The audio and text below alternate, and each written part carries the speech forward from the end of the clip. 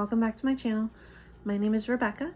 I'm going to be talking to you today about bariatric surgery, gastric sleeve, specifically EGD day. So I had my EGD yesterday.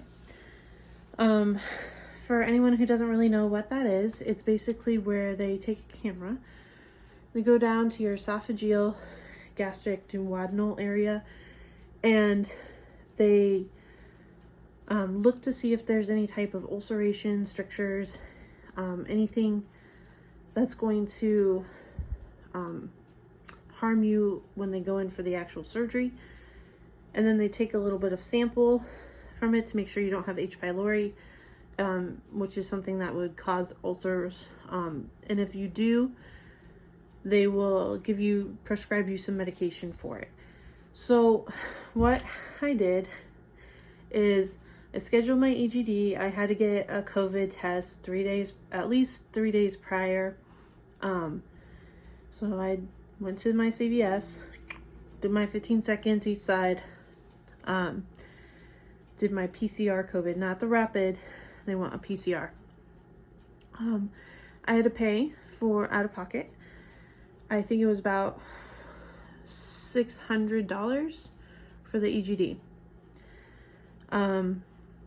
So yeah, you need to make sure you are prepared for that. The people were all very nice. I had an awesome doctor. I had a nurse practitioner, nurses. They were all just very kind to me. So when I arrived, they had originally scheduled, it was kind of weird. They had originally scheduled me for my procedure to be at 11, but they wanted me to be there at 8. And I'm like, that's a long time. So I got there, I always get there early. So I got there at like 7:30, to make sure I knew where I was going. And I went to the wrong building at first, but I found the right building, went up there, waited in the waiting room. I wore loose-fitting clothes, something really easy. I didn't really bring any personal belongings. I wore sandals. I made sure, like, this jewelry was okay, but like I took out this big, like these studs right here, and then I took off any rings I had, obviously. I left those at home because there's no need for them. It's just something that's gonna get lost. I didn't wear a watch, and I brought just my paper, my information, and some headphones, because I didn't know how long I would be waiting. So I downloaded like a book off of audible.com to make sure that I had something to do. It's also, I was tired, so I usually can just zone out if I listen to it and make sure I'm not nervous. They want to make sure you have a ride, so make sure you schedule a ride. My husband got off his shift at 7, so I pretty much Ubered down there. They were okay with that as long as he was picking me up, because they are giving you, anesthetic. So they want to make sure that you have a safe ride home. Ubers do not count. They really don't want you to be going in an Uber. So please find a ride. Okay. So I go to the center, I go up there, I check in, click on my headphones, and I just chill and I wait. And it was like 8:20, and they're like, Becca, you ready? And I'm like, yeah, but my thing's not until like 11. They're like, oh no, this doctor's quite quick. It doesn't mean he's bad. It just means he's very efficient. And I'm like, okay, whatever. And I'm like, well, my husband's not here yet. And they're like, well, give us his phone number and we'll call him, 30 to 40 minutes before you go. I'm like, okay, fine. So I get into a room, stretcher, I have a nurse there. First thing I do, obviously, I gotta go and give a urine sample to make sure I'm not pregnant. If you have a uterus, you have to give a urine sample. If you are 55 and younger, you have to give a urine sample. Okay? Just throwing it out there. Make sure you save some urine. Anyway, so give the urine sample. We're good to go. I change into the gown. I put my stretchy socks on that they give me. I pack up all my clothes, put it over there, show them my COVID-19 negative test results. We're good. All right. Then he asks you all your medical questions, medical history, allergies, stuff like that. They slap some bands on you. You get a fall wristband, yellow, if no matter, he said no matter what, because you're having anesthetic, so you could fall.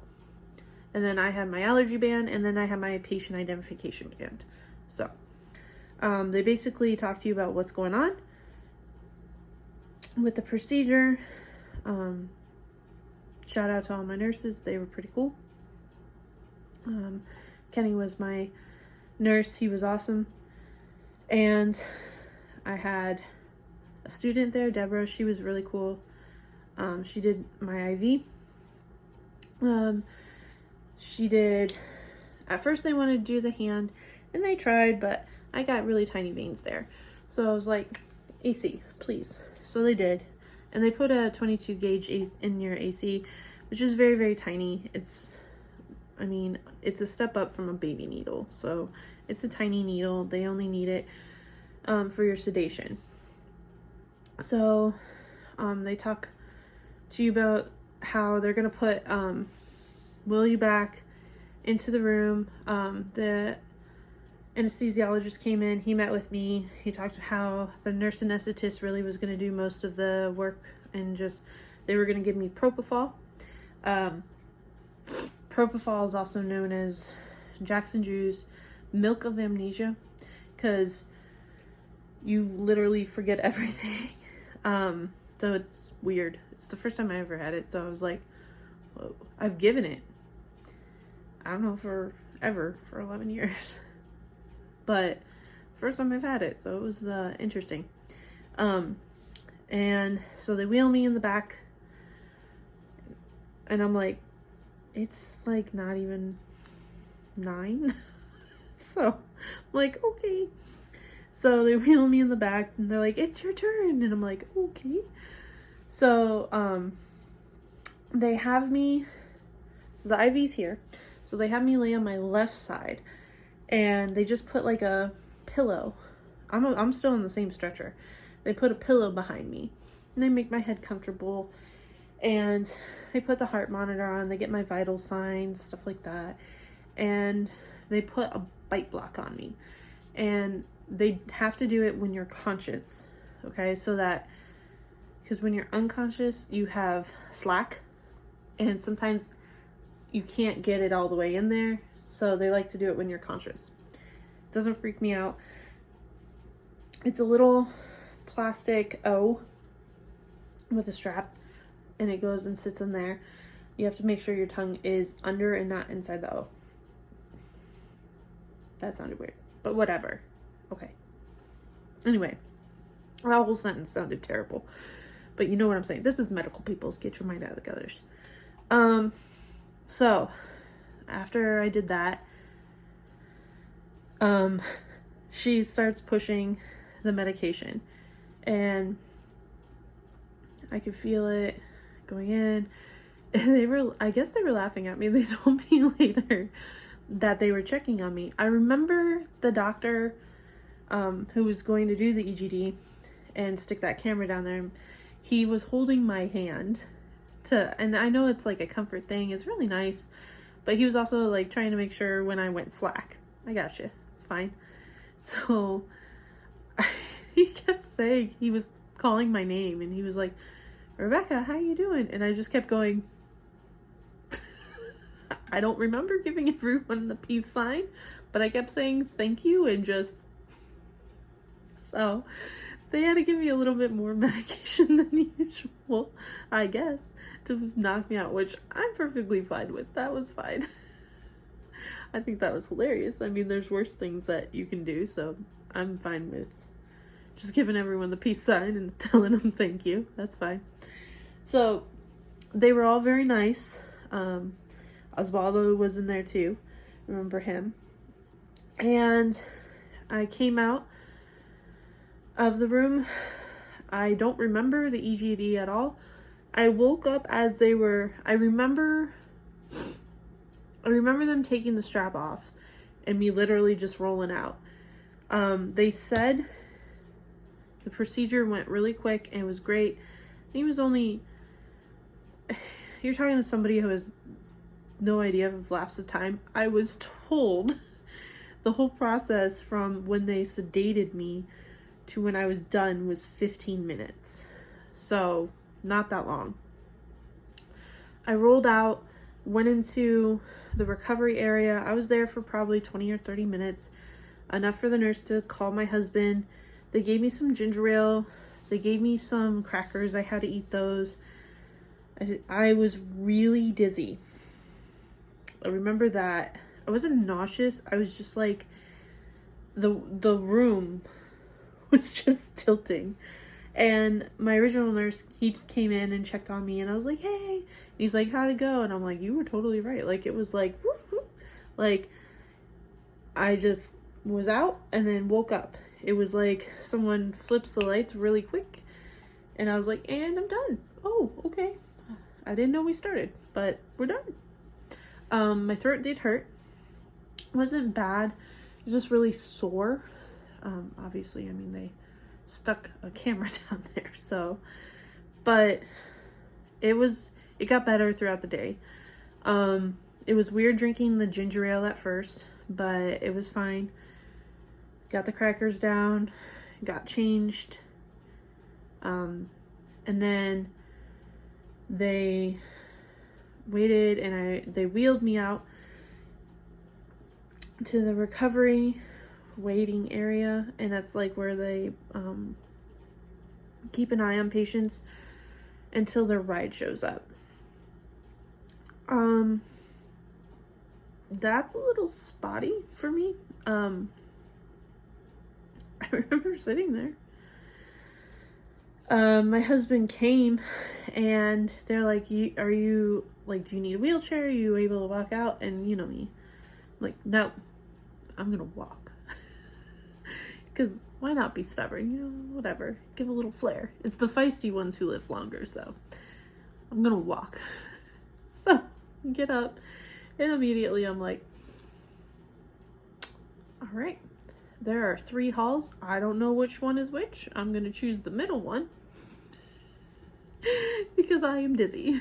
But I was still careful. I don't recommend doing this. Please don't do it. I'm not saying be stubborn. I'm just saying that's how I am.